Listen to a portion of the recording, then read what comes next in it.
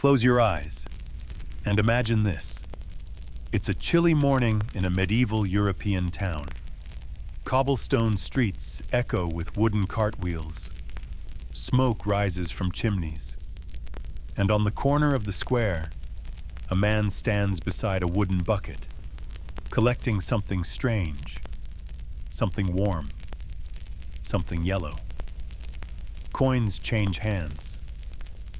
And what are they buying? Not wine, not soup, but human urine. Yes, real human urine. But why? No one laughs. No one questions. Because in this world, urine isn't waste. It's medicine, it's industry, it's wealth, and for some, it's holy. What could possibly make such a thing worth paying for, again and again? Tonight, we open the lid on one of the strangest chapters in history. A story of mystery, medicine, and money. A tale where the most ordinary substance became sacred, powerful, and astonishingly valuable. So, tuck in. Let the world outside fade away.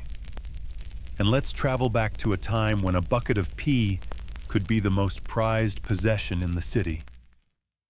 And if you enjoy this kind of quiet storytelling, feel free to like and subscribe, but only if your heart says yes. Leave a comment and let me know where you're listening from tonight and what time it is where you are. I always love knowing who's out there, drifting into the story with me. And let's begin our journey. In the bustling cities and quiet villages of medieval Europe, something quite unexpected was happening every single morning.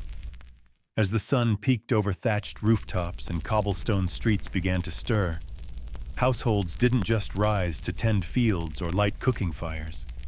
No, many of them began their day with a strange yet surprisingly important ritual: collecting human urine. It might sound absurd today, even repulsive, but in the Middle Ages, people weren't throwing urine away. They were harvesting it, saving it, and in many cases, selling it. Buckets of warm, freshly produced human urine weren't a joke or some obscure punishment. They were valuable commodities, traded, purchased, and depended upon across entire industries. In fact, people paid real money for urine. Regular folks sold it, artisans bought it, and entire local economies quietly depended on it. This was not a world where modern chemistry existed. People didn't understand ammonia on a molecular level, but they did know from generations of experience that urine had powerful properties. It could clean, soften, bleach, preserve, and even heal. In a time when soaps were scarce and expensive, and when synthetic chemicals were still centuries away, urine provided a natural solution, literally. Let's start with the leather workers, or tanners. They needed massive amounts of urine to process animal hides.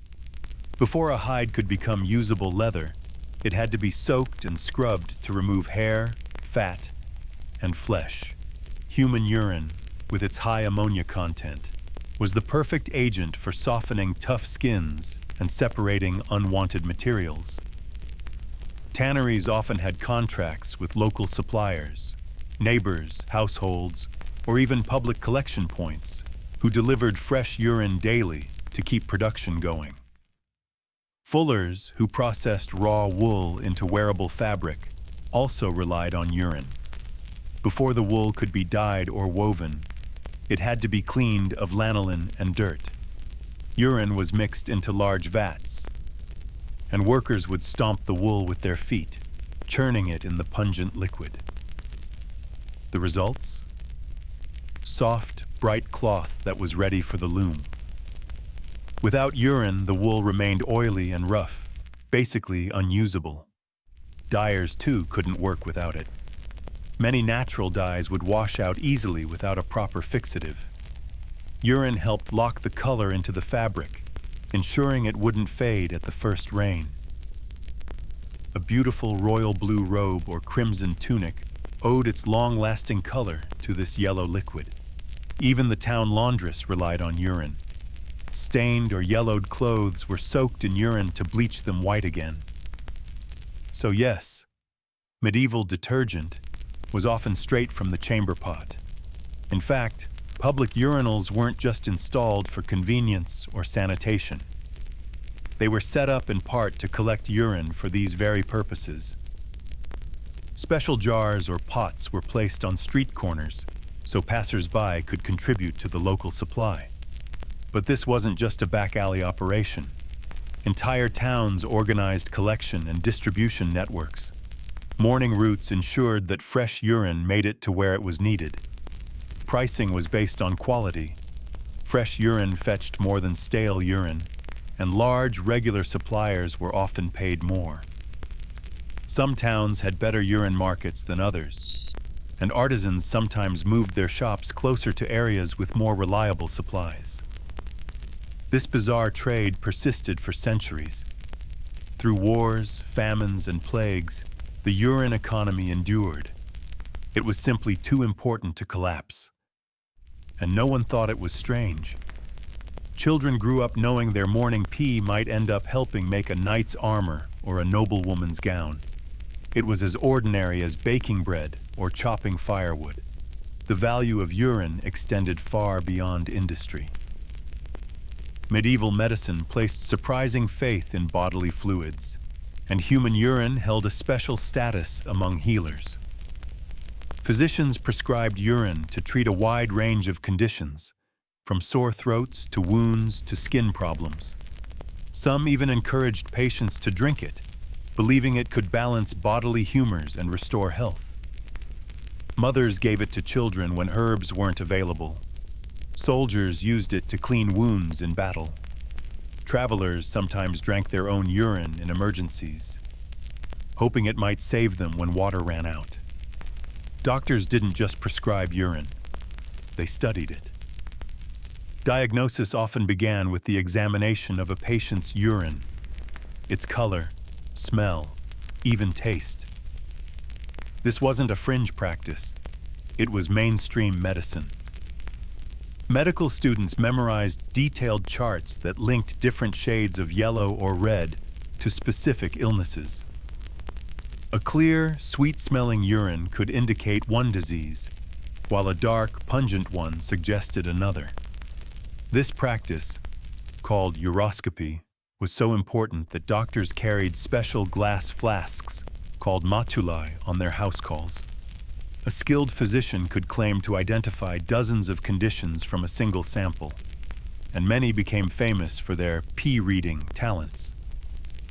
But perhaps the strangest and most spiritual use of urine came from the church.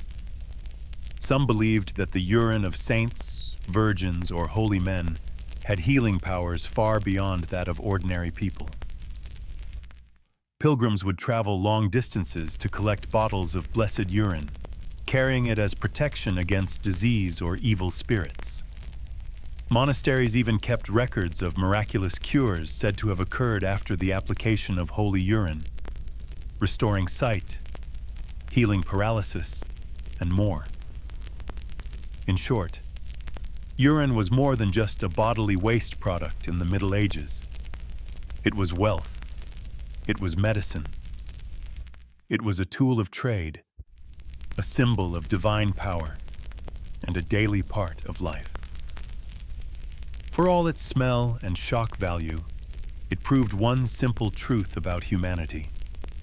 When resources are scarce and necessity calls, even the most humble substances can become priceless. In modern society, waste is something we flush away, discard without thought, and remove from our homes as quickly as possible.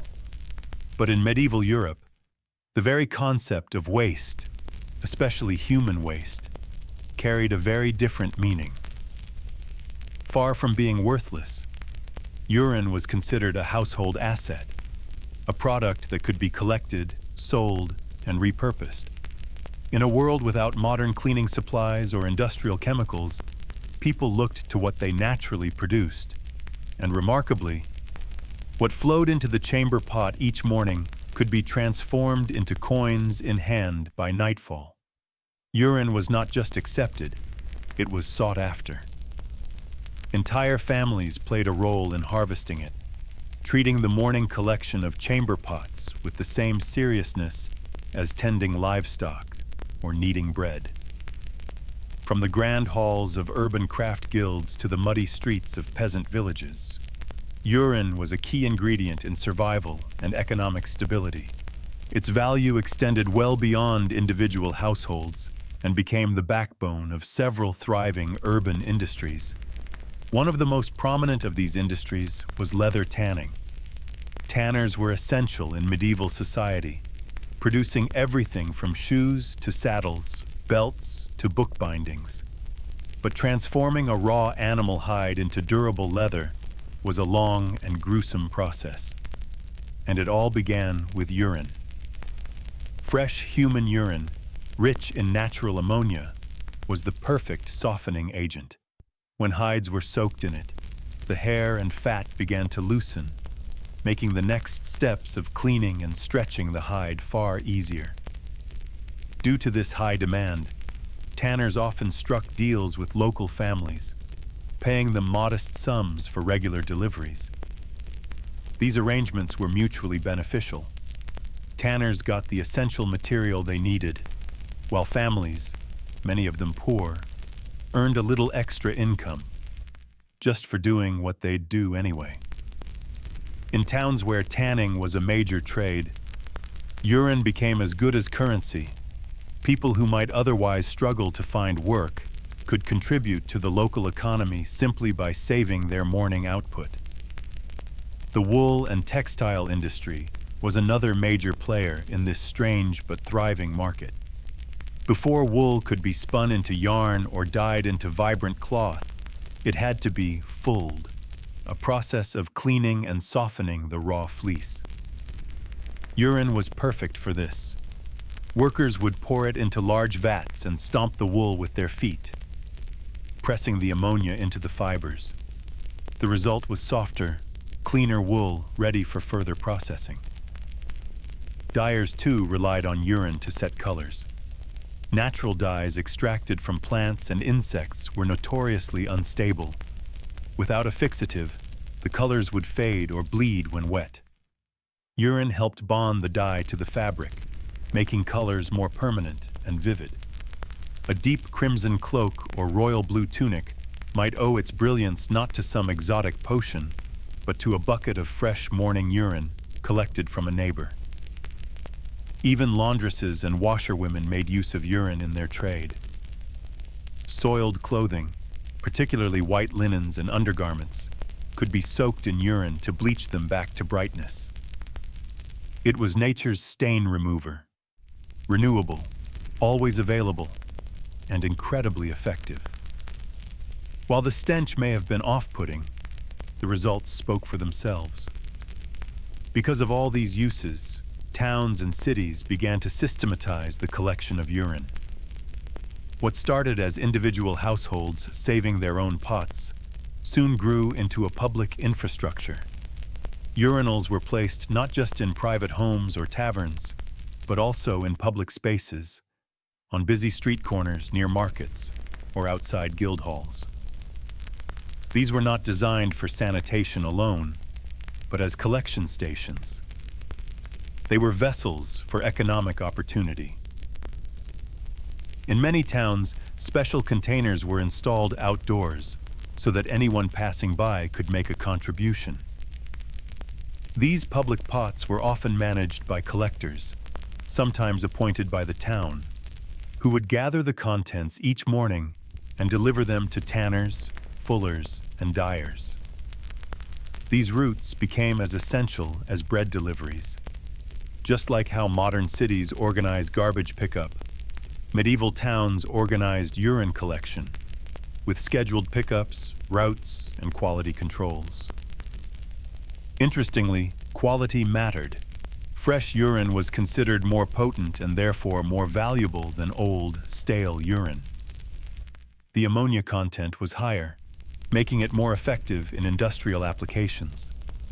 Some collectors even developed reputations for delivering premium urine, recently passed, properly stored, and uncontaminated. Prices could fluctuate based on freshness, quantity, and regularity of delivery. It was, in every sense, a functioning market. In fact, some towns became known for the quality of their urine trade, attracting craftspeople from surrounding regions who wanted to set up shop where supplies were more reliable. Local economies adjusted around the system. Families who lived near craft districts or had many members, especially men whose urine was considered stronger, could earn a bit more. Children were taught from a young age that even their bodily functions could contribute to the household economy. This wasn't seen as strange or undignified. It was practical. In an age when survival depended on creativity, every resource had to be used wisely. Waste was only waste if you didn't know what to do with it. What's even more fascinating is how this collection system brought together public participation and private enterprise. In a time without plumbing or sewage infrastructure, these urine-collecting pots were not just necessary for sanitation, they were a shared economic asset. Everyone could contribute. Everyone could benefit. And while the practice might seem absurd from our modern perspective, it speaks volumes about medieval ingenuity. The people of the Middle Ages didn't have chemical plants or multinational soap companies, but they did have communities that worked together, economies that thrived on cooperation, and an understanding, perhaps deeper than our own, that value can be found in the most unexpected places. In the end, urine in the Middle Ages was more than just a bodily byproduct. It was a tool, a currency, a material of industry. It was collected by families, managed by cities, and treasured by craftsmen. In a society that lacked many of the tools we now take for granted, they made do with what they had, and in doing so, they turned the ordinary into the extraordinary. In the medieval world, where survival depended on ingenuity and efficiency, people found value in the most unexpected of places, including their own bodily waste. Among the most peculiar, yet profoundly organized systems of the time was the urine distribution network. Yes, you read that correctly. Human urine was not simply waste to be discarded. It was a commodified substance, collected, graded, and distributed with a level of precision that might surprise even the most seasoned modern supply chain professional. The success of the urine economy in medieval Europe rested not only on its many uses, cleaning, tanning, fulling, dyeing, and even medicinal, but on the structure that supported its trade.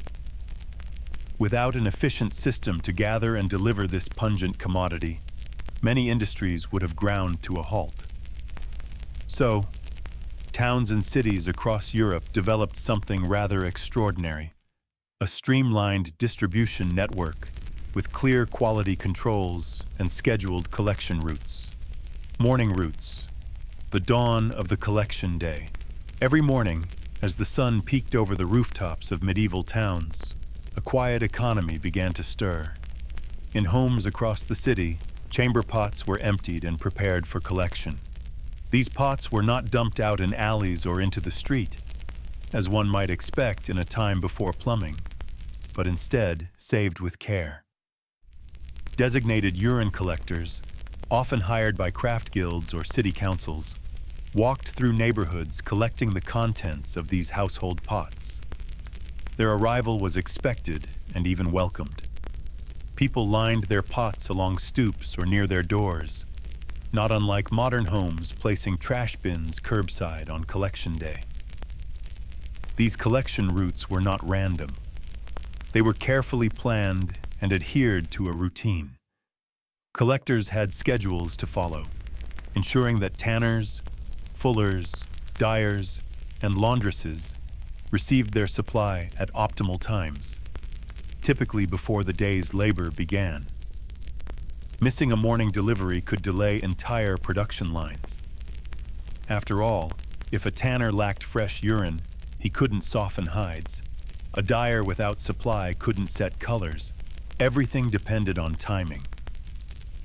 Over time, these routes became so integral to local industry that maps and routes were formalized, and guilds even issued licenses to specific collectors, granting them exclusive rights to serve particular districts or workshops. This also allowed for traceability. If a workshop received a bad batch or supply was late, the guild would know whom to question. Grading and quality standards, when freshness meant fortune. But medieval urine distribution wasn't just about getting from point A to point B. It was also about quality. Not all urine was created equal. Craftsmen soon discovered that fresh urine, collected within a few hours of being passed, was significantly more effective than older, decomposed urine. Fresh urine contained high levels of urea and ammonium carbonate, critical components for chemical reactions in fulling wool or preparing leather. As urine aged, it began to ferment and break down further, which could alter its effectiveness or make it unsuitable for certain delicate processes, such as fixing vibrant dyes to silk or fine wool. Recognizing this, the industry began to grade urine by freshness. Collectors were expected to separate loads by time of collection. Some even carried different barrels or buckets for early morning and later morning urine. These were labeled and sold at different price points. The highest grade product, fresh draw urine, could fetch twice the price of older stock. Dyers and fullers with a preference for quality would often pay a premium for these early batches. Tanneries, which could tolerate slightly older urine for some steps in their process, paid less, but still required a basic standard. Collectors who consistently delivered high-quality, fresh urine built reputations and customer loyalty. Some even entered into contracts with workshops or guilds, promising to deliver a fixed quantity of fresh-grade urine every morning. In turn, they were paid regular wages or offered bonuses during high-demand seasons. This led to a kind of proto-certification. Workshop owners might display signs that they used only certified fresh supplies or worked with licensed grade A collectors. In some cities, guild officials or inspectors would perform random quality checks, ensuring that collectors were not diluting urine with water or mixing in inferior batches to stretch their profits. Infrastructure, pots, storage, and logistics. Behind this system was a growing infrastructure of tools and logistics. Public urinals, known as piss pots, were installed on street corners, in market squares, and along trade routes. These weren't designed purely for sanitation. They were collection points. City officials recognized that by strategically placing these pots in high-traffic areas, they could capture urine from travelers, merchants, and laborers who otherwise might relieve themselves elsewhere. These pots were emptied regularly, with contents brought to centralized collection points or directly to workshops. Larger cities even established urine depots, storage buildings where collected urine could be graded, stored, and redistributed. Some depots had vats for fermenting older urine for applications that required stronger ammoniacal concentration, such as certain cleaning or bleaching tasks. Collectors and workshop assistants underwent training in proper handling and storage. Since fermentation began quickly, urine needed to be stored in barrels that prevented unwanted contamination or spillage. Storage areas were often located near rivers or in open-air courtyards to allow for ventilation due to the powerful odor. Economic impact, reliability as a cornerstone of trade. This level of organization turned a strange product into a reliable commodity. Workshops could plan their operations around predictable deliveries. Towns could boast of their supply chain stability. Entire urban economies emerged around this peculiar trade, particularly in regions where textile production or tanning was dominant. Reliable collection routes and grading standards allowed for scaling. Cities with excellent distribution systems attracted artisans, creating craft clusters that specialized in dyed cloth, fine leather goods, or premium wool. Over time, competition arose, not over products themselves, but over access to quality urine supplies. Rural towns unable to support such infrastructure often imported urine from cities, transported in barrels like wine or oil. This created secondary economies, where rural collectors could earn money by delivering to urban craft districts. A system rooted in necessity, perfected by ingenuity. What makes the medieval urine distribution system so fascinating is not just its oddity, but its efficiency. It stands as a testament to the resourcefulness of a time when people couldn't afford to waste anything, not even waste itself. Faced with limited resources and driven by survival, medieval society created a market for what today would be unthinkable.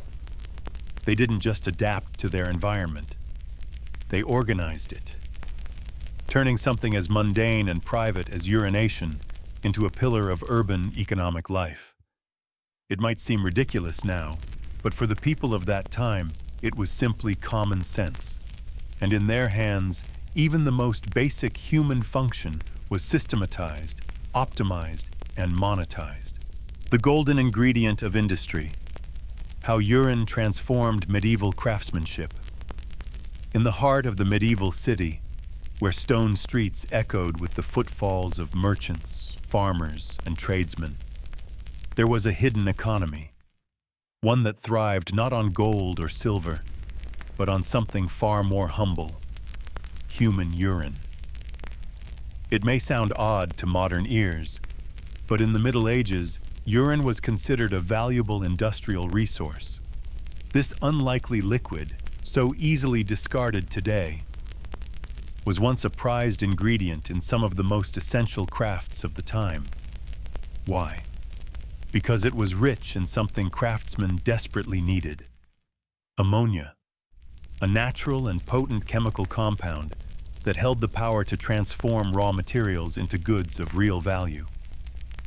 At the core of many industrial processes was a need for cleaning, softening, and purifying, and urine, with its high ammonia content, proved to be surprisingly effective. In a world without synthetic chemicals, nature had to provide. And it did, through the human body itself. The fulling of wool. Urine as the softener of cloth. One of the most significant uses of urine in medieval industry was in the fulling of wool. After wool had been sheared, spun, and woven, it still retained natural oils, lanolin, and grease from the sheep. These oils made the fabric stiff, oily, and unpleasant to wear. To turn coarse cloth into something warm, soft, and durable, something worthy of a noble's tunic or a farmer's cloak, it had to be cleaned thoroughly. That's where the fullers came in. Fullers were specialists in textile production. Their job was to wash, beat, and shrink the newly woven wool to make it denser and softer. They used a mixture of water and human urine, collected fresh each morning, poured into large vats or wooden tubs. Then, barefooted and strong-legged, they would step into the vats and begin to stomp the fabric with their feet, much like pressing grapes into wine. This was hard, cold work, often done outdoors or in unheated buildings, and fullers were not known for their pleasant aroma. But their labor was crucial. The ammonia in the urine broke down the lanolin, helping to release dirt and oils from the wool. After hours of stomping, rinsing, and drying, the cloth would emerge transformed, cleaner, softer, and tighter woven, ready for dyeing or sale. Urine, quite literally, helped turn raw wool into fine cloth. The tanner's secret, preparing leather with piss. Not far from the fulling yard, another craftsman relied heavily on urine, the tanner. Tanners worked with animal hides, turning them into leather for shoes, belts, saddles, and armor. But raw hides were filthy things, coated in blood, flesh, and hair. The first step in tanning was to clean the hide, and for that, urine was once again essential. Hides were soaked in vats of urine to help loosen the hair and fat. The ammonia acted as a natural degreaser, breaking down the tough proteins and making it easier to scrape off unwanted bits. After soaking, the hides were stretched, scraped, and often soaked again, sometimes in stronger solutions made by mixing urine with lime or ash. This process wasn't pleasant. Tanneries were notorious for their stench. In fact, they were usually located outside the city walls, downstream or downwind, where their pungent fumes wouldn't offend the noses of townsfolk. But for those who could stomach the work, tanning was a valuable trade. Leather goods were always in demand, and a skilled tanner could earn a steady living, thanks, in no small part, to buckets of pee. The cleanest cleaners had the dirtiest job. Urine was also used by washerwomen and cloth cleaners who needed to remove tough stains, oils, and residues from garments, especially woolen ones that trapped grime deeply in their fibers. Without detergents, soap was often scarce and costly, so washerwomen would soak clothing in urine, sometimes mixed with water, before scrubbing and rinsing it in a nearby stream. The results were impressive. Garments treated this way came out noticeably cleaner and brighter, even if they didn't smell wonderful immediately afterward.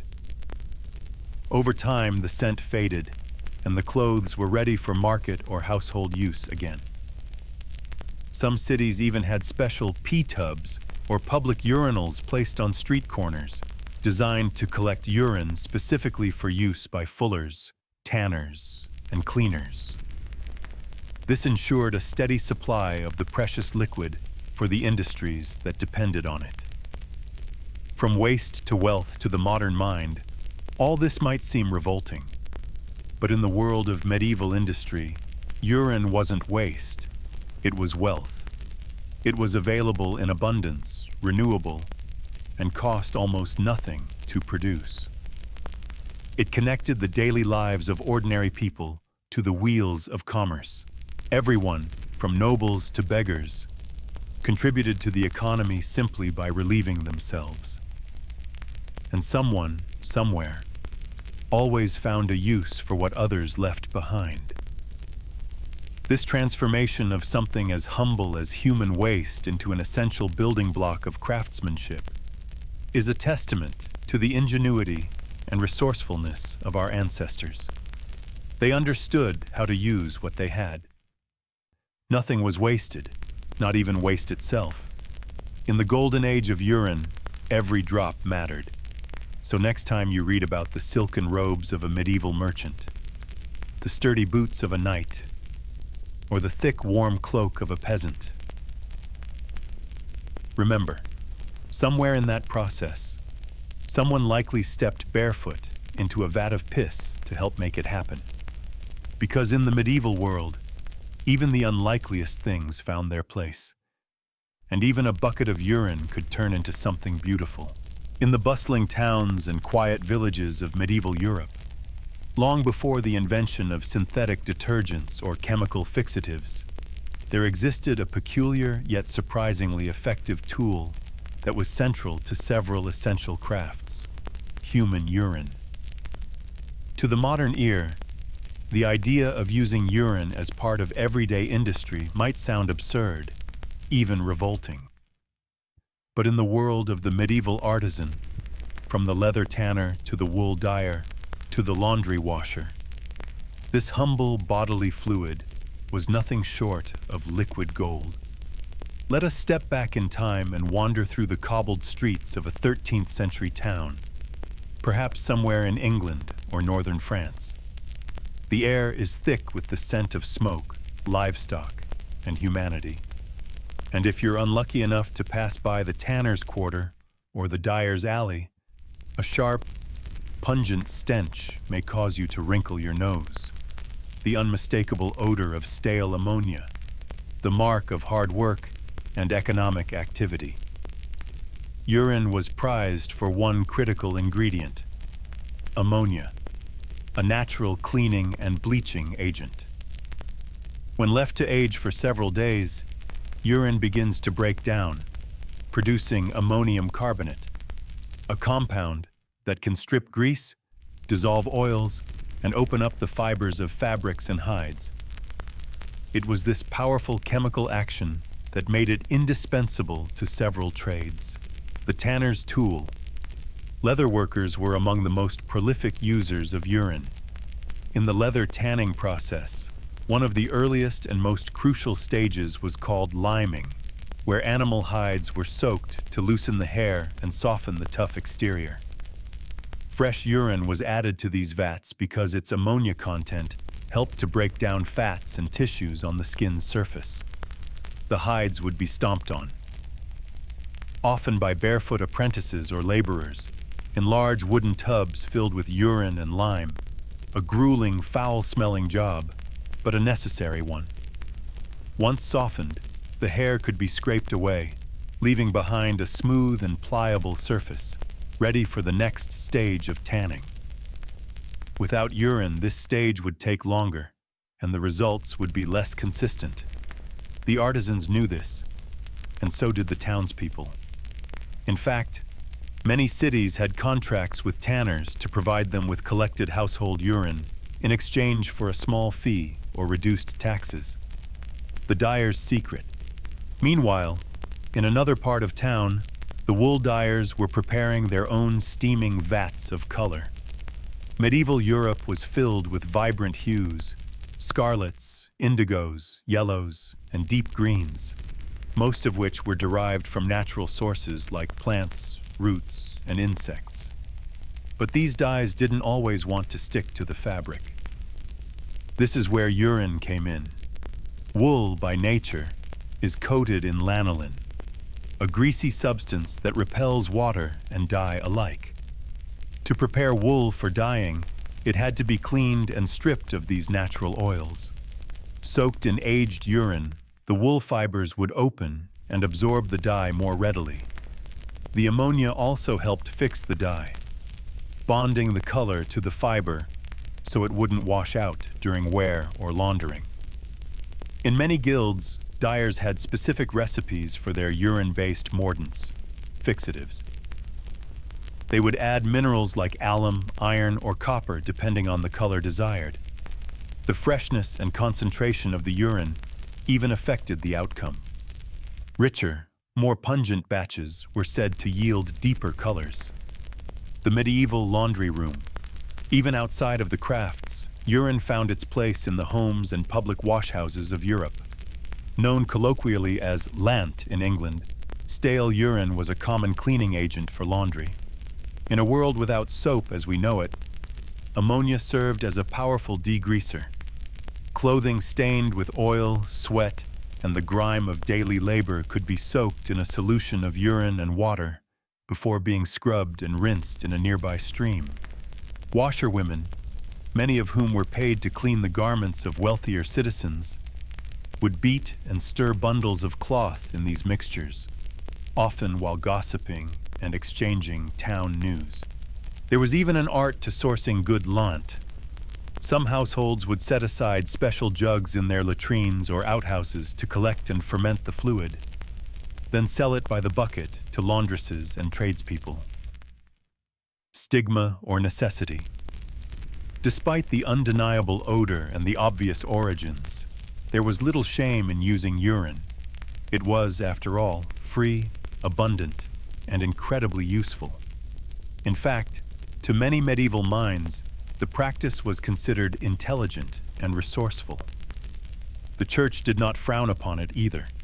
Monks in monasteries were known to utilize urine for cleaning, dyeing cloth, and treating linens. But there were limits. One anecdote from 15th century Paris tells of a noblewoman who refused to wear cloth dyed with commoners' piss, insisting on garments free from the scent of labor. This perhaps reflects a budding class division, but even her tailor would have struggled to guarantee that promise. The urine economy. The practical value of urine even led to the creation of what could be called an informal economy. Public collection sites were established in busy towns, where individuals could relieve themselves into jars or troughs, later emptied by urine boys or hired collectors. Wealthy tanners and dyers might employ dedicated gatherers who went from door to door each morning, collecting household contributions. In bustling ports and growing trade cities, the volume of urine collected was so vast that laws were enacted to regulate storage and dumping. In some places, exporting urine to other towns became a profitable trade. A liquid legacy today, the idea of using human waste for industrial purposes may seem shocking, but in a time when science was driven by necessity and survival, there was little room for squeamishness. The people of the Middle Ages found value where others saw waste, and in doing so, they managed to clean, soften, dye, and bleach their way through history. So the next time you admire a piece of richly dyed medieval fabric, or gaze at a well-worn leather-bound manuscript from the 1400s, remember, somewhere in its making, there may have been a bucket of golden fluid, quietly doing its alchemical work. The role of urine in medieval metalworking, a surprising essential. In our modern world, the idea of using urine in any industrial process might seem unthinkable, unsanitary at best, absurd at worst. But in the world of medieval metalworkers, especially blacksmiths, armorers, and swordsmiths, urine was not just a curious byproduct of daily life. It was an essential, practical component of their craft. Without a steady supply of this pungent liquid, entire workshops could grind to a halt. It may sound strange to the modern ear, but for the skilled tradesmen of the Middle Ages, urine was a vital resource in the ongoing battle against rust, corrosion, and contamination. Let's journey back in time and explore how this humble bodily waste played a crucial role in keeping weapons clean, tools sharp, and metal gleaming. The medieval forge, a center of iron and ingenuity. In towns and villages across medieval Europe, the forge was more than just a workplace. It was the heartbeat of craftsmanship. Whether a sword was being sharpened, a plow repaired, or horseshoes hammered out, blacksmiths and their apprentices worked in rhythm with fire and iron. But iron, as anyone who works with it knows, is a fickle material. It rusts, tarnishes, and can be ruined if not handled properly. To keep metal in optimal condition, medieval smiths relied on a range of tools, techniques, and, oddly enough, bodily fluids. Among these, urine was one of the most important and versatile substances in the smith's arsenal. Why urine? Urine contains ammonia, a naturally occurring chemical compound with powerful cleaning and anti-corrosive properties. When left to sit for a time, urine begins to ferment, producing higher concentrations of ammonia.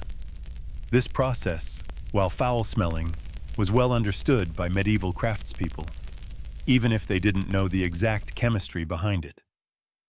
They observed that stale urine had a remarkable ability to cut through grease, clean surfaces, and prevent rust.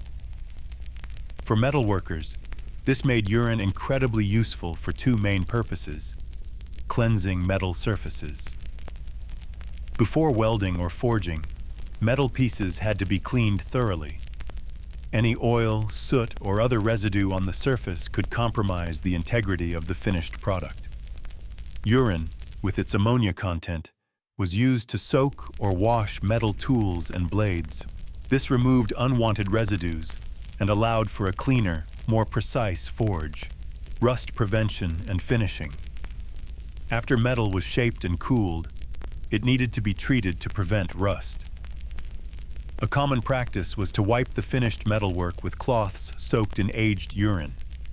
This created a thin protective layer that helped stave off corrosion, especially in damp or humid environments. For weapons, this was crucial, not only for aesthetics, but for durability and performance in battle. A scarce but strategic resource, due to its wide array of uses, not only in metalworking, but also in tanning, dyeing, and laundering. Urine became a highly valued commodity in medieval towns. So much so that some communities developed rudimentary systems for collecting and distributing it. In cities with large populations, designated street containers or public urinals were placed in key locations. These were not just for sanitation, they were there to collect a useful resource. Metal workers often struck deals with public authorities or individual households to ensure a steady supply.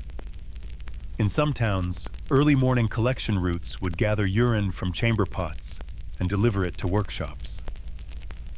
Quality mattered. Fresh urine, for example, was sometimes preferred for certain tasks, while aged urine was better for others due to its higher ammonia concentration. There was even a kind of grading system among tradesmen. Urine that came from healthy adults and had been properly aged was considered ideal. Workshop masters might pay more for higher quality batches, and apprentices were often tasked with the unenviable job of sniffing and sorting containers to determine their usefulness. The cost of shortage. Because urine was so essential, any disruption in its supply could bring work to a standstill. If blacksmiths didn't have enough to clean their tools or prep their metal, the quality of their craftsmanship could suffer. Blades might rust prematurely, fittings could be misaligned, or forge welds might not hold. Worse yet, rusted weapons could prove fatal on the battlefield, not to the enemy, but to the warrior wielding them. For these reasons, securing a reliable urine supply became as important as maintaining the fire of the forge or sharpening the anvil. Some workshops even kept their own chamber pots and encouraged workers or neighbors to contribute to the daily collection. A medieval example of recycling. While this all may sound primitive or even disgusting to the modern ear, there is something profoundly resourceful about the medieval use of urine in metalworking. In an age before synthetic chemicals or industrial cleaners, people turned to what they had, and they learned how to make the most of it. Urine, often viewed as mere waste, was seen through a different lens, as a natural, abundant, and effective chemical agent. This approach speaks to the broader ingenuity of medieval life, where nearly every material was reused, repurposed, or traded. Nothing was wasted, not even human waste. Legacy and reflection. Today, the use of urine in metalworking is a historical curiosity, replaced by sophisticated cleaning agents and rust inhibitors. But in studying these ancient practices, we gain insight into the practical intelligence of medieval tradesmen. They didn't have scientific laboratories or access to modern chemistry, but they understood their materials. They watched, experimented, and passed down knowledge through generations of apprentices. And so, the next time you see a gleaming suit of medieval armor or an intricately crafted sword in a museum, remember this: behind the shine, behind the craftsmanship, there may have been a bucket of aged urine and a blacksmith who knew exactly how to use it. The golden liquid of the Middle Ages. How urine fueled the urban economy. In the modern world, few substances are as undervalued or overlooked as human urine. Yet, in the bustling towns and growing cities of medieval Europe, urine played a vital, even prestigious, role in the urban economy. Far from being seen as waste, it was considered a valuable commodity, integral to various industries and livelihoods. In fact, the economic lifeblood of many small and mid-sized towns depended on what many today would dismiss as refuse. Across medieval Europe, a network of microeconomies sprouted around the collection, processing, and application of urine. These were not odd fringe operations, but thriving ecosystems of trade and labor, rooted in necessity and practicality. In an age before synthetic chemicals and industrial solvents, urine's high ammonia content made it indispensable for cleaning, textile processing, tanning, and more. Its utility gave rise to entire industries, and consequently, to a wide array of employment opportunities that sustained local families and fueled community development. A household enterprise. The entry point into the urine economy began at home. In humble dwellings lining cobbled streets, families made a habit of saving their urine in pots, buckets, or specially crafted containers. Rather than emptying their chamber pots into the gutter, a practice already frowned upon in many towns, they would pour the contents into larger storage vessels, waiting for the local collector to arrive. Children, women, and elders all took part in this practice, turning an everyday biological function into a form of domestic labor that contributed directly to the household's income. For poorer families, especially those with limited land or trade skills, urine collection offered one of the few reliable and renewable sources of money. In some communities, even competition arose, with households vying for better prices by offering fresher or more concentrated batches. This led to an informal, yet widely understood, tiered pricing system, where freshly drawn urine could fetch more than older, diluted samples. Organized collection and urban circulation. To handle the increasing demand, towns and cities developed relatively organized collection systems. It wasn't uncommon for municipalities or guilds to contract collectors, often referred to as urine men or pea potters, who would go door to door with carts in the early morning, picking up contributions and paying a small sum in return. Larger towns had collection stations and designated drop-off points, often near tanneries, dye shops, or fulling mills. In this way, urine not only trickled through pipes and pots, it circulated through the veins of urban commerce. It moved from households to workshops, from street corners to city gates, from the lower classes to skilled tradesmen. And as it moved, it brought with it a continuous flow of coin and opportunity.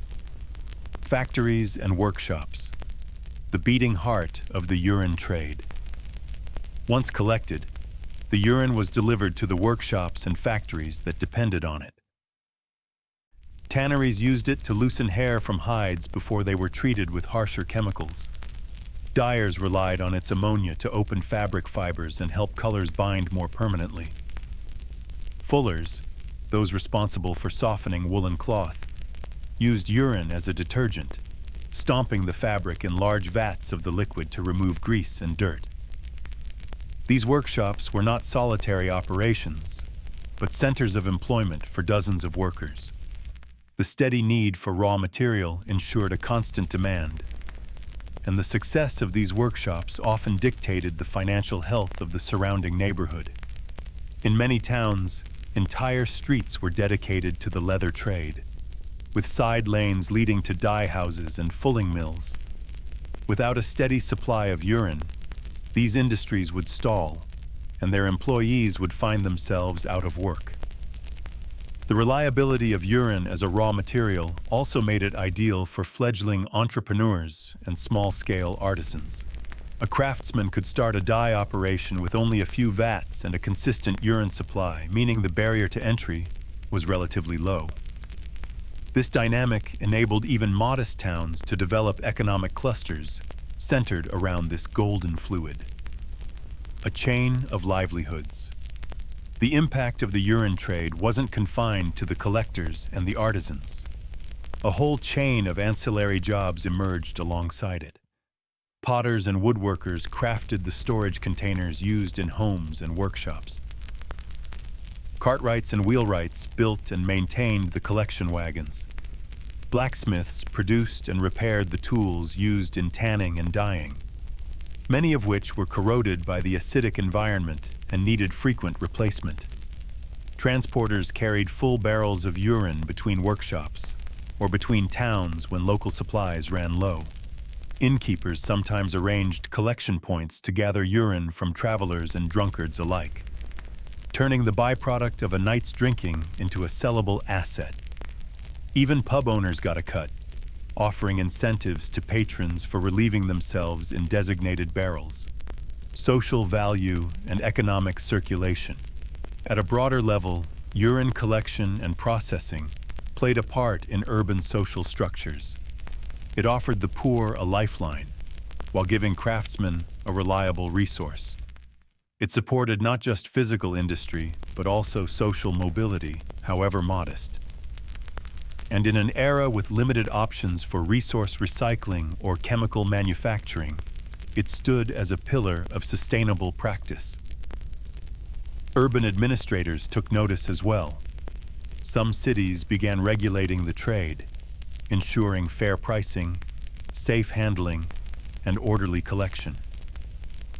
Taxes or guild fees might be levied, further integrating the urine economy into the city's fiscal system. Money flowed not only between individuals, but into public coffers, funding infrastructure or civic projects. A forgotten legacy. Today, the idea of a urine economy may seem bizarre or even humorous, but in the medieval world, it was a cornerstone of daily life and economic functionality. Small and medium-sized towns across Europe owed much of their vibrancy to this peculiar trade. Families who might otherwise struggle to make ends meet found a source of income. Workshops buzzed with labor and productivity. Towns thrived on the exchange of a resource both humble and surprisingly powerful. In this way, a substance deemed worthless by many modern standards became, in the Middle Ages, a symbol of ingenuity, a golden thread woven through the fabric of urban survival. The peculiar medicine of the Middle Ages, urine as a cure. In the winding alleys and smoky chambers of medieval Europe, medicine was a curious blend of observation, mysticism, and deeply held beliefs about the human body. At the heart of this ancient practice was a surprisingly common fluid, urine. Far from being dismissed as waste, urine was not only a diagnostic tool but was also considered a potent form of medicine. Medieval physicians, apothecaries, and even monks treated it with reverence, prescribing it as a remedy for a wide array of ailments, from sore throats to infected wounds.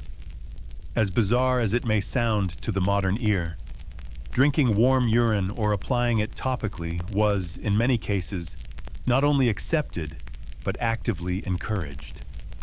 The medical philosophy behind urine therapy. To understand why medieval doctors relied on urine, one must first understand the dominant medical framework of the time, the theory of the four humors. Originating from the works of Hippocrates and Galen, this theory stated that the human body was governed by four fluids: blood, phlegm, yellow bile, and black bile.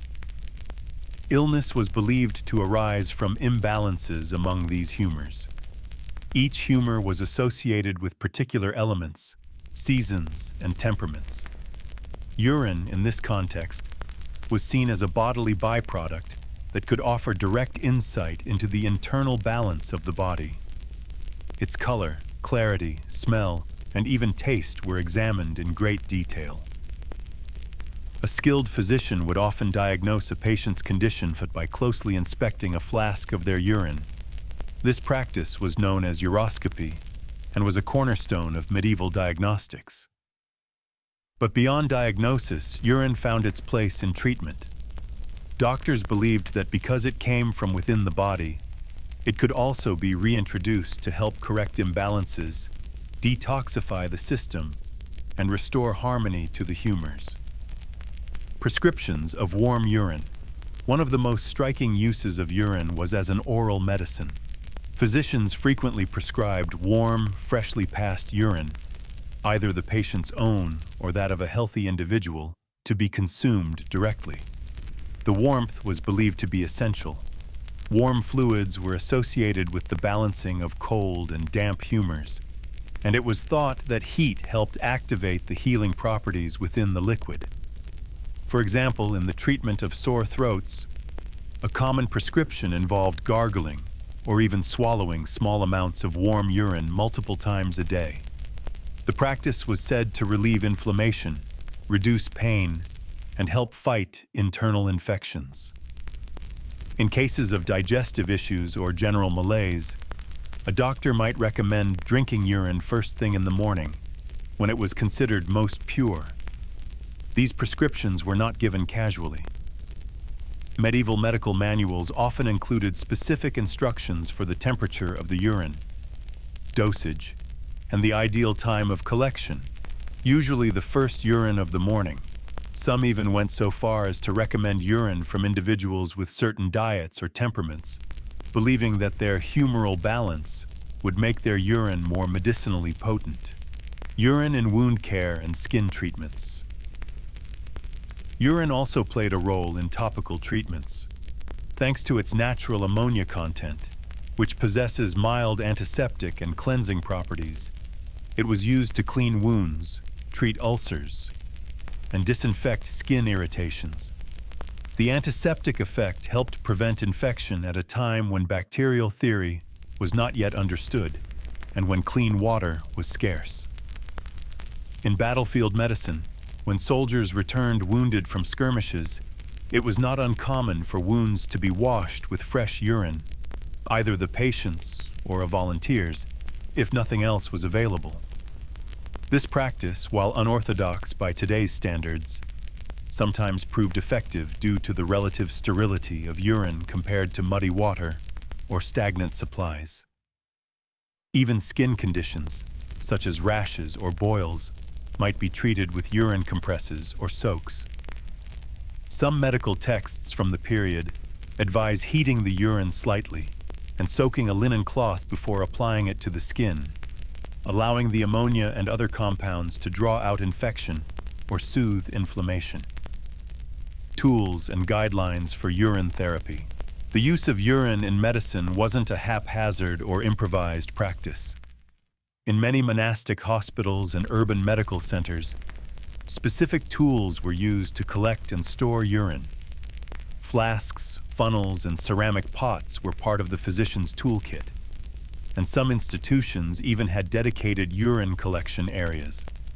Treatises from the time laid out clear guidelines. These covered how to store urine. Glass flasks were preferred to observe color. When to use it. Morning urine was often preferred. How to combine it with other ingredients, such as herbs, oils, or wine. Whose urine to use. Some texts advised against using urine from the elderly or the sick, while others suggested that the urine of virgins or children might have purer qualities. There were also records of urine being distilled or boiled for use in complex preparations, such as ointments, balms, or medicinal drinks. Not just a folk practice, importantly. The use of urine wasn't just the domain of folk healers or rural midwives. Trained physicians and university-educated doctors practiced and documented urine therapy extensively. Manuscripts from the University of Montpellier and other medical centers include detailed case notes and recipes involving urine. This underscores just how mainstream the practice was in medieval medical culture. Decline and modern reflections. As scientific understanding advanced and the Renaissance brought about new anatomical knowledge and the early seeds of microbiology, urine therapy began to fall out of favor in professional circles. However, its historical significance remains a testament to the ingenuity and at times desperation of medieval healthcare practices. Interestingly, even in modern alternative medicine, traces of urine therapy still persist in some cultures, albeit controversially. Conclusion. In a time before antibiotics, disinfectants, or modern pharmaceuticals, medieval doctors did what they could with the materials available, and urine, so common, so overlooked today, offered a fascinating solution. It was not just a bodily waste, but a medicine, a diagnostic tool, and a substance deeply woven into the fabric of everyday healing. While modern sensibilities might cringe at the thought, for the people of the Middle Ages, urine was a source of life, health, and balance. The medieval art of uroscopy, diagnosing illness through the color, smell, and taste of urine. In the complex and often mysterious world of medieval medicine, few diagnostic tools held more authority than the humble flask of urine. Known as uroscopy, the practice of examining a patient's urine was considered one of the most sophisticated and reliable methods for understanding the human body's internal imbalances. Long before blood tests or X-rays, physicians relied on sight, smell, and even taste to interpret what the body was trying to say through its liquid waste. Uroscopy was not a superstition. It was a respected medical technique taught in universities across Europe. The process involved a range of detailed observations that, to the modern eye, may seem odd or unscientific, but in its time, it was backed by centuries of evolving medical theory. These theories were rooted in the ancient Greek concept of the four humors: blood, phlegm, black bile, and yellow bile. Health was believed to depend on a proper balance of these humors, and urine was thought to provide the most visible reflection of that balance. Physicians used a special glass container known as a matula, a clear, rounded flask with a narrow neck, to collect and examine the urine. The matula's shape allowed doctors to observe how the urine separated into layers and how its appearance changed with light and temperature. It was held up against the sunlight or a candle flame, and the doctor would note the color, consistency, clarity, and even bubbles or sediments within the liquid. Color was perhaps the most telling feature. Medieval physicians worked with elaborate urine color charts, with over 20 distinct shades that each corresponded to a specific diagnosis. Pale, almost clear urine might suggest coldness or a lack of vitality. Deep yellow could point to a healthy balance. Red or dark brown might indicate fever, liver problems, or internal bleeding. Green urine was seen as extremely dangerous, possibly caused by rotting humors or advanced disease. Each hue was a signpost leading the doctor toward a conclusion. Smell was also crucial. Urine that smelled sweet, sour, or foul was interpreted according to the humoral theory. A strong ammonia-like odor could suggest excess yellow bile, while a musty or sour scent might be linked to too much black bile. Doctors trained their noses to distinguish these subtleties, believing that scent alone could reveal hidden illnesses before symptoms fully developed. But it didn't end there. The most experienced and daring physicians might go one step further, tasting the urine. This was not as rare as one might think. It was believed that the flavor could help identify certain conditions, especially diabetes, which caused a sweet taste due to excess sugar in the urine. The term diabetes mellitus literally means sweet siphon, and tasting urine was one of the earliest ways to detect it. This method of diagnosis was not based on guesswork. Physicians often referred to standardized uroscopy charts, beautifully illustrated diagrams that mapped various urine characteristics to specific diseases. These charts were widely distributed, and copied across medical schools and monasteries. Some even included astrological symbols, reflecting the belief that the planets and stars influenced the body's humors. Uroscopy was not confined to elite hospitals or learned doctors. Traveling physicians, herbalists, and even midwives used urine examination in their everyday work. It was common for patients to carry their urine in a flask to a doctor, especially in rural areas where house calls were rare. The doctor could often give a diagnosis without ever seeing the patient, relying solely on the fluid sample and a few pointed questions. Despite its widespread use, uroscopy was not without controversy. As medical knowledge advanced during the late Middle Ages and Renaissance, some began to question the accuracy of diagnosing by urine alone. Skeptics argued that it oversimplified complex illnesses and could easily lead to misdiagnosis. Nonetheless, the practice remained popular for centuries and even persisted into the early modern period. Overlapping with the beginnings of modern medicine, the cultural significance of uroscopy also extended beyond medical circles.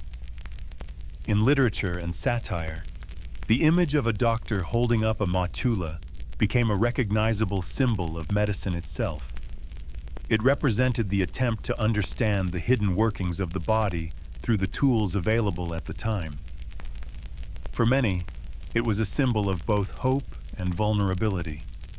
The hope of diagnosis and healing, and the vulnerability of trusting one's fate to such strange and intimate rituals. Today, we might laugh at the idea of a doctor sniffing or sipping urine to determine an illness. But in the context of its time, uroscopy was a marvel of observation, logic, and medical philosophy. It demonstrated the lengths to which people would go in their quest to understand the human body and to find balance within it. Even now, urine remains an essential diagnostic fluid, tested not by taste or smell, but through advanced chemical analysis. In the medieval world, however, the color of your urine could mean the difference between a hopeful prognosis and a grave warning. It was a language of health spoken in shades of amber, gold, and crimson. And for those who understood its dialect, it was a valuable glimpse into the mysteries of life itself. Urine in medieval beauty and personal hygiene. Strange yet surprisingly effective remedies. In the modern world, the thought of using urine in beauty treatments or personal hygiene routines might trigger a strong reaction of disbelief or even disgust. But in medieval Europe, urine was not just considered waste. It was seen as a potent and versatile liquid with a wide range of uses, from whitening teeth and cleansing skin to treating hair loss and lice. Urine played a surprisingly prominent role in the daily lives of both men and women seeking to maintain their appearance and health. At first glance, this may seem like the product of ignorance or superstition, but it was deeply rooted in both practical observation and pre-modern scientific reasoning. Medieval society lacked access to the kind of refined chemicals and processed hygiene products we rely on today. In that context, people turned to the most readily available and multifunctional substances around them. And urine, as strange as it may sound, offered remarkable properties. One of the most common cosmetic uses of urine was teeth whitening.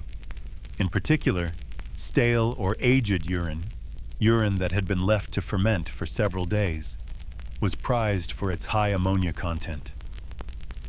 Ammonia is a powerful natural bleaching agent, and though people at the time may not have known the precise chemistry behind it, they noticed that rinsing or brushing their teeth with stale urine helped remove stains and left teeth looking whiter and brighter.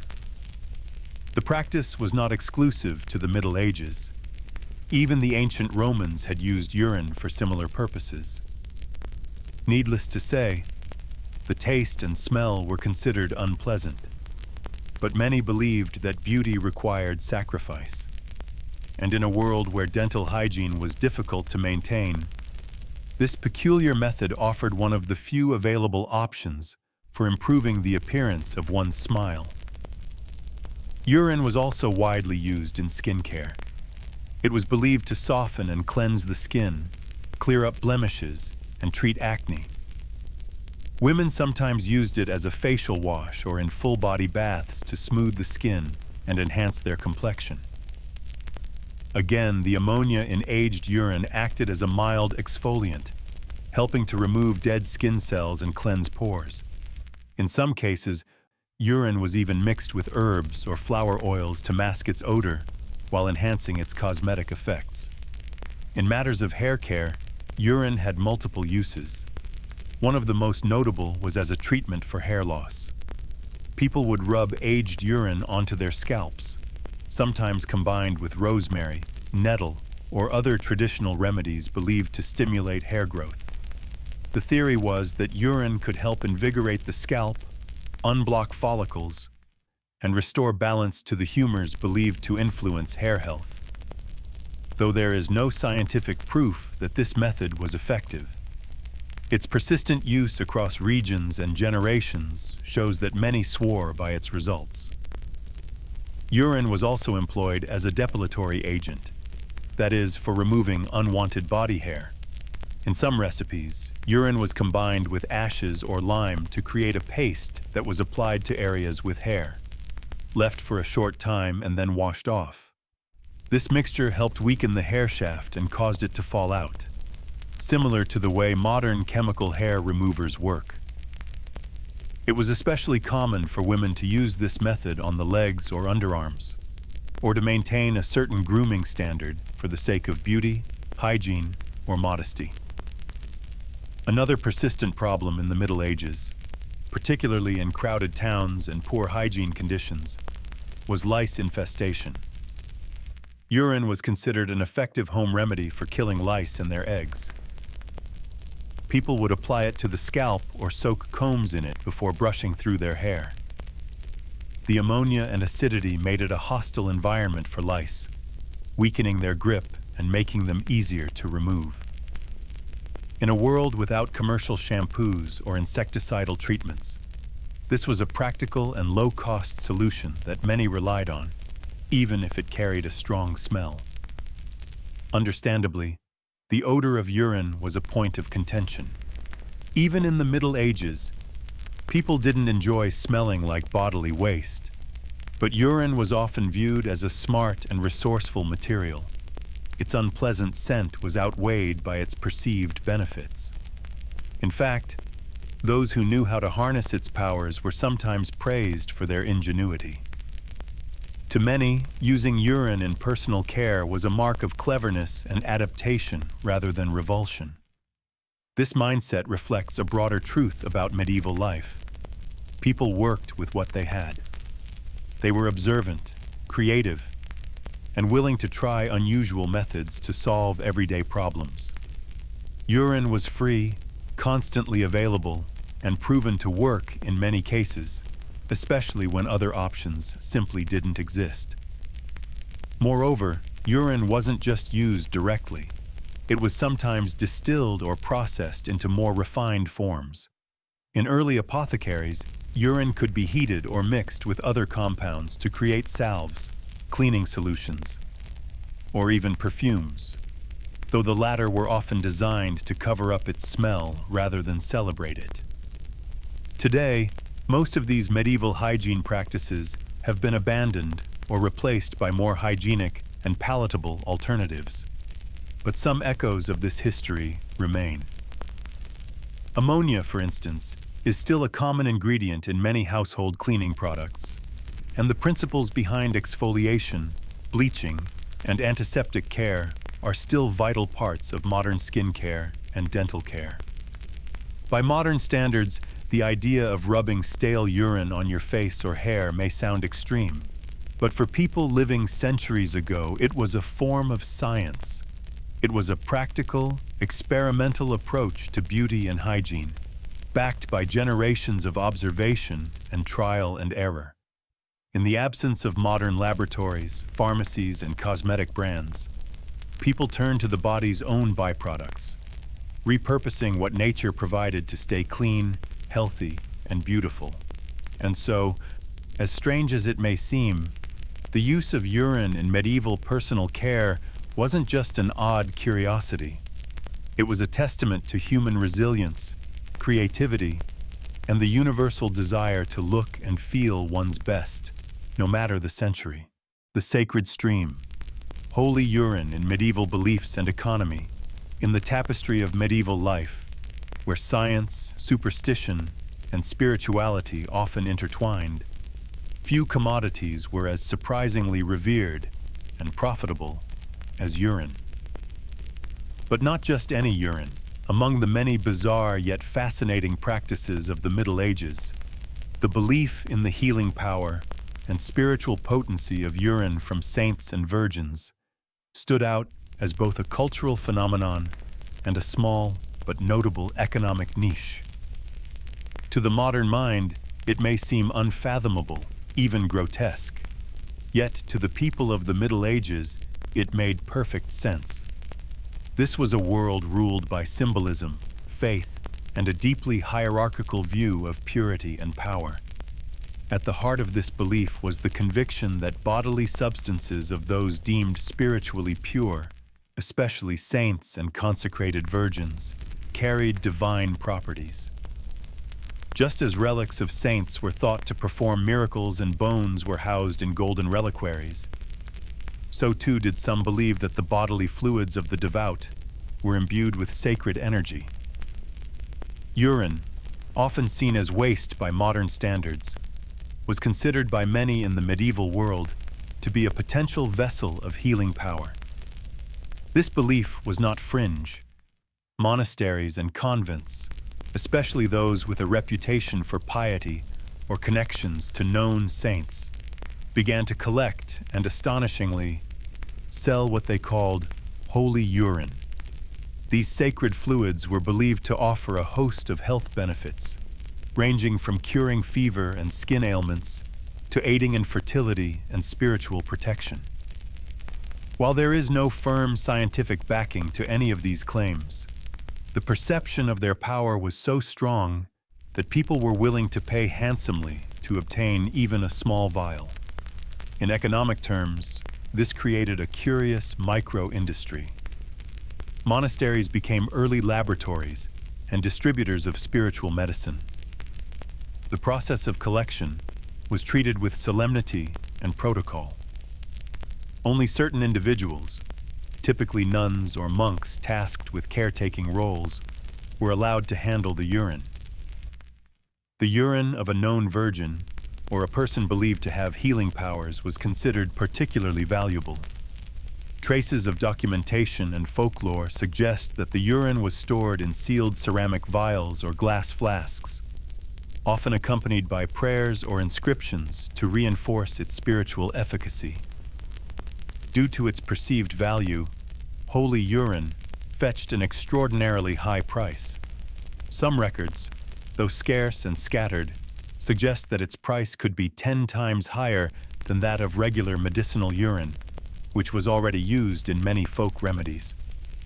Wealthy families, nobility, and the devout sick would sometimes journey long distances to acquire a vial, often through intermediaries or as part of religious pilgrimages. But belief demanded more than just trust. It demanded assurance. To protect the value and integrity of the product, monastic institutions developed primitive forms of quality control. Vials from well-known abbeys were sometimes sealed with wax imprints, bearing the symbol or crest of the institution. Some even kept small written testimonies or records of the person from whom the urine was collected, detailing their vows, spiritual life, or miracles attributed to them. It wasn't just used for direct healing. Some households kept the sacred urine near their altars or in small shrines, treating it like a relic. Others believed that sprinkling a few drops of the liquid near an ill person or over a child's bed could ward off evil spirits or bring divine protection. Of course, the practice did not go unchallenged. Even in the Middle Ages, debates existed within theological and medical circles. Some clerics warned against over-reliance on such remedies, cautioning the faithful not to confuse the symbols of sanctity with true divine intervention. Yet, despite skepticism in some quarters, the trade in sacred urine persisted for centuries, blending seamlessly with the broader medieval traditions of relic worship, humoral medicine, and folk healing. The belief also reflected deeper societal values around purity and holiness. Virgins, especially consecrated ones in religious orders, were seen as physically and spiritually untainted. Saints were believed to have transcended earthly corruption, and their very bodies, alive or dead, were considered incorruptible. In this view, even their waste became sacred, a paradox that only makes sense within the logic of medieval spirituality. There's a fascinating duality here. On one hand, medieval people were pragmatic. They used every available resource, including human waste, in industries ranging from tanning to metallurgy. On the other, they were deeply symbolic, viewing the same substances through a lens of divine meaning and mystical power. Urine wasn't just waste. In the right context, it was a tool, a remedy, and even a holy substance. Modern readers may recoil at the idea, but it's important to understand this within the framework of medieval cosmology, a worldview where the sacred and profane often overlapped in surprising ways. To them, a drop of holy urine wasn't just a curious relic of the body. It was a physical reminder of divine favor, purity, and the mysterious ways in which the spiritual could manifest in the physical world.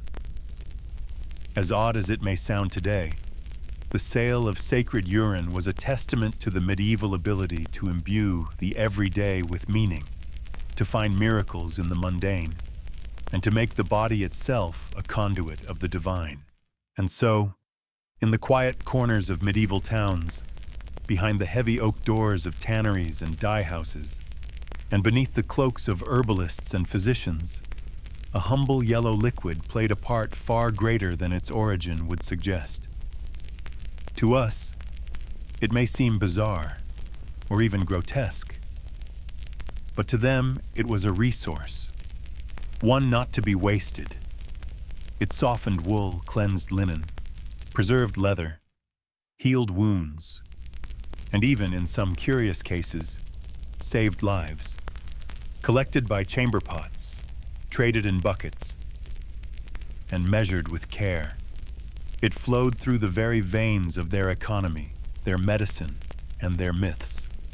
And perhaps that's what the Middle Ages teach us best, that value is not always obvious, that survival demands creativity, and that sometimes the most surprising things, those we now flush away without a second thought, once held the power to feed a family, heal a fever, or craft a sword. Tonight, as you drift into dreams, imagine for a moment a cobbled street under moonlight, a fuller humming softly to the rhythm of his work, a doctor holding a small glass vial to the light, a monk whispering blessings over a precious vial of holy gold. And know that, in their strange, imperfect world, even something as humble as urine had its sacred place. Sleep well, and may your dreams be filled with parchment, potions, and the peculiar poetry of the past.